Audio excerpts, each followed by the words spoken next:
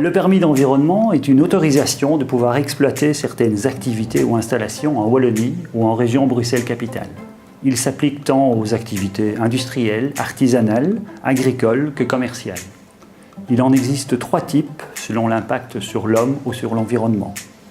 En tant qu'éco-conseiller, il s'agit là d'une porte d'entrée vers un système de management environnemental qui va bien au-delà des stricts aspects légaux. Il peut être un formidable levier pour faire évoluer les entreprises vers plus de durabilité. Illustration avec le Carrefour d'Herstal.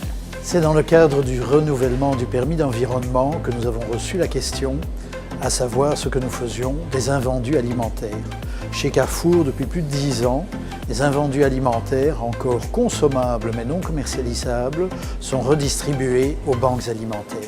Ceci suivant une procédure bien précise que doivent appliquer tous les magasins. C'est cette procédure que j'ai renvoyée en réponse au questionnaire pour le permis d'environnement. Apparemment, la procédure a été bien appréciée car elle a été introduite aussitôt dans le contexte officiel du permis d'environnement.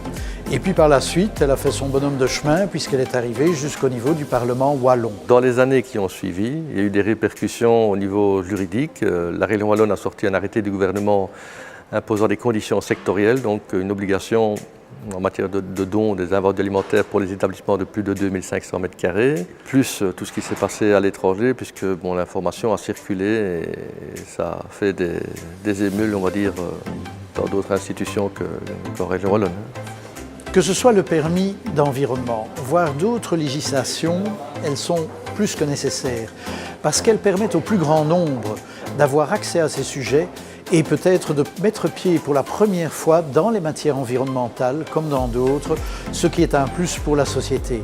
Donc n'hésitez pas, continuez de développer au titre d'information, de communication, ce que contient le permis d'environnement pour que les deux parties en retirent la plus grande valeur ajoutée.